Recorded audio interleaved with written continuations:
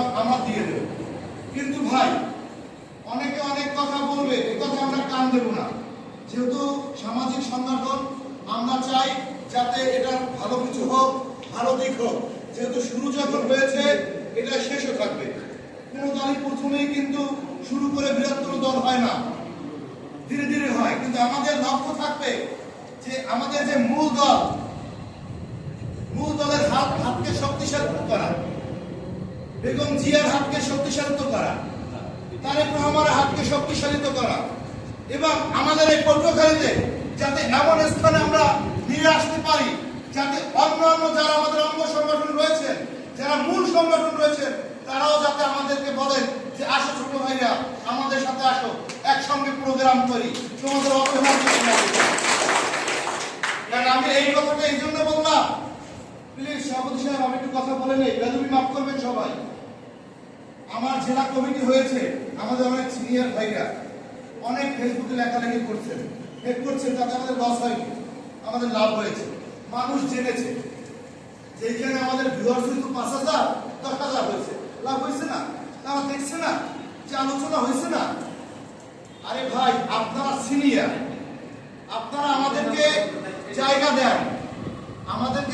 দেন, আমরা কি করব? আমাদেরকে স্থান দেন। আপনারা আজকে আমরা যারা সিনিয়র আছি কালকে থাকবো না, যারা জুনিয়র এসেছে তারা এই স্থানে আসবে, তারা কথা বলবে, তারা সংগঠন পরিচালনা করবে, এটাই তো স্বাভাবিক। আজকে আমাদের দেশনেত্রী বেগম খালেদা জিয়া অসুস্থ, তিনি অসুস্থ, আল্লাহ তাকে নেখায়াত দান করুন। এমন এক সময় আসবে আমাদের দেশনায়ক তারেক রহমান হাল ধরবেন, এটাই নিয়ম না? এভাবেই তো আসবে একের পর এক। তাহলে আপনারা যদি আমাদের সুযোগ না দেন ভাই, তাহলে আমরা কিভাবে করব? আমরা একটু ভালো কাজ করতে গেলে ভুল হতেই পারে, ভুল হয় না শয়তানের, আমরা তো শয়তান না, আমরা তো মানুষ।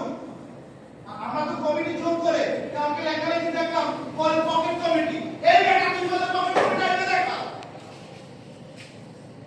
কোন ফ্যামিলি রাজনীতি করো, বিএনপি আমি জানি না, আমি এই শহরে রই নাই, শুধু নম্বর ৮০ বলেই তোরা সংগঠন করো।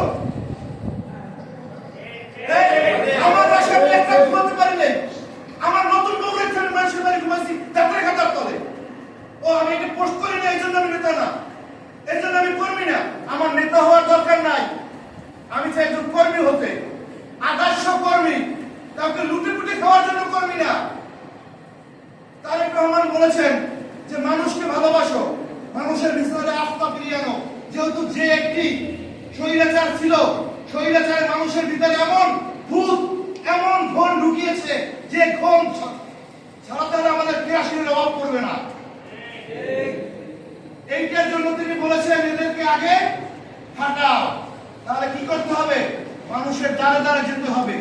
যখন নির্বাচন আসে আমরা কি বলি? দাদা ভাই, মিয়া ভাই, চাচি, খালা, এই লোকটা ভালো, একে ভোট দিয়ে, যাতে আমরা এক একজন কর্মী এমন ভাবে তৈরি হব আমাদেরকে দেখলে ভোট চাওয়ার সাথে বলবে এরা ভালো ছেলে, এরা ভালো মানুষ, এদের কথায় ভোট দেব।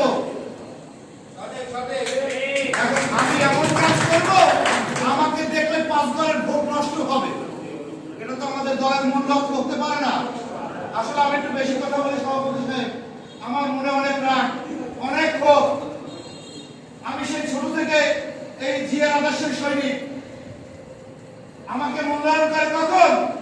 আমাকে মূল্যায়ন করে যখন রাজ্যের বাহিনী সামনে আসে, যখন কলেজ রোড থেকে মিছিল যাইতে পারে না, টুকাই লিগেরা ওদেরকে আটকায়, তখন লাঠিয়াল লাগবে। লাঠিয়ালকে এই আদিবাসী ওর অনেকগুলো ভাই, ওর অনেক সাহস, ওর সামনে দাঁড়া কর, উত্তলিক কিছু করতে পারবে না।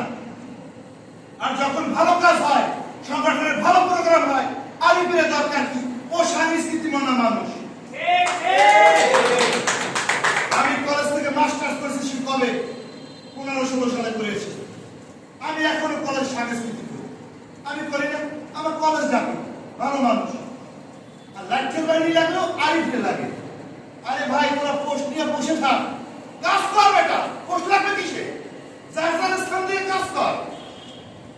আমি আজকে এইখান থেকে আমার একটা ছোট ভাই যদি এইখান থেকে একটা সংগঠন চালায়, তাকে আমি ডেকে আনবো। কেন আনবো? তার এলাকায় যখন শুনবো শুনবো এই ছেলেটা ভালো, সামাজিক কাজে লিপ্ত, আমি তাকে ডাকবো। এখন যদি এই ছেলেটা হয় মাদকখোর, নেশাখোর, এই ছেলেটা হয় যদি মাগিবাজ, তার কথা কি ভোট হবে? তার সুপারিশ করে তাকে কমিটি দেব? আর যারা যারা বলছে যে এটা পকেট কমিটি, আরে বাবা আমরা তো পকেট কমিটি পেয়েছি, আপনারা তো রাজপথে অনেক কিছু করেছেন, পকেট কমিটি এনে আপনারা দেখান। কথা বলবে জনগণ, কথা বলবে মানুষ, যে কোনো কিছু ফালতু মানুষের কথায় আমরা কাম দিই না।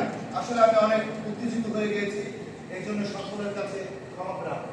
কারণ আমি আমার মেজাজটা খুব ভালো হয়ে গেছে এই জন্য যে আমি কালকে ফেসবুক ঘুরতে ঘুরতে সামনাসামনি ঘুমাইনি, লেখা দেখতে দেখতে। আমাদের একটা সংগঠন, আপনারা দেবেন বাহা বাহা, যে যাও বাবারা এগিয়ে যাও, আপনারা বলেন তোমরা নিচে না, এটা তো হতে পারে না, এটা কি গায়ে বাজে না? আমাদের তো রক্ত মাংসের ভাগ, তোমরা শান্ত থাকো, তাই বলে এত শান্ত থাকতে পারে না, দেওয়ালে পিঠ ঠেকলে সামনে ধাক্কা দিতে পারে, উত্তর বলুন আর মানুষ করুন। আমার কথা বলতে আপনারা মানুষের চোখে দেখবেন। বাংলাদেশ জিন্দাবাদ, জাতীয়তাবাদী দল জিন্দাবাদ, জাসাদ জিন্দাবাদ, জিসাদ জিন্দাবাদ। এই বলে আমি আমার সংক্ষিপ্ত বক্তব্য এখানে শেষ করছি। বাংলাদেশ জিন্দাবাদ, খালেদা জিয়া দীর্ঘজীবী হোক, তারেক রহমান দীর্ঘজীবী হোক, শহীদ জিয়া অমর হোক। আল্লাহ হাফেজ। এই পর্যায়ে আমাদের সম্মুখে বক্তৃতা নিয়ে আসবেন